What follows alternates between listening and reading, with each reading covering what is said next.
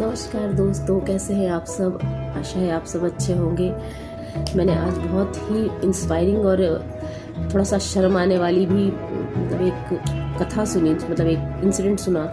उसके बाद तो मुझे ऐसा लग रहा है कि हम इतने पढ़े लिखे, अब आज की जनरेशन के लोग, जो भी बच्चे या जो भी नौजवान हैं, इतना पढ़े लिखे हैं, उसका भी कोई फ़ायदा नहीं है। क्योंकि आप सब पहाड़ गए होंगे कभी ना कभी, तो आपको शायद, जो लोग पहाड़ में रहते हैं शायद मेरी बात से रिलेट कर पाएँ, क्योंकि वो पहाड़ी जो छोटे छोटे झाड़ियों को उगने वाले फल हैं, जैसे आजकल हिसर होता है, मेलू हो गया, करौंदा हो गया, है ना, हिसर हो गया, है ना, किंगौर हो गए, तो ऐसे बहुत सारे घिंगोरा हो गया। हो सकता है इन फ्रूट्स के नेम कुछ अलग जगहों पे अलग तरीके से बोले जाते हों, लेकिन बात उन झाड़ी वाले छोटे छोटे फलों की ही कर रही हूँ मैं, जो कि हम लोग जब गांव जाते हैं तो उनको बहुत मज़े से खाते हैं, या उनका टेस्ट अभी तक भी जिसने खाया होगा उसको महसूस हो रहा होगा, या मिस भी करते होंगे।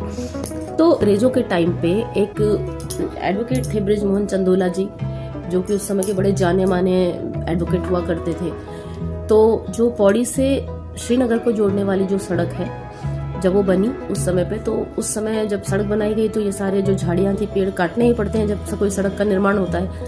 तो बृजमोहन चंदोला जी ने उस समय पर, भारत जो सरकार हुआ करती थी, तो भारत सरकार जो ब्रिटिश की थी, उससे उन्होंने मुआवजे की मांग की कि तुमने जो यहाँ पे से हमारी जो सारे घिंगोरा, हिसर, किंगोड़, घिंगोरा, इनके जो पेड़ काटे हैं उसका मुआवजा कौन देगा, उसकी भरपाई कौन करेगा। वो ऐसे फल हैं जो कि हम लोग उनको खा करके, वो मेडिसिनल प्लांट्स हैं, उसमें औषधीय गुण हैं, हम उनको खाते हैं, हम स्वस्थ रहते हैं, तो उसकी भरपाई आपको करनी पड़ेगी, आप उसके एवज में हमें भुगतान करेंगे।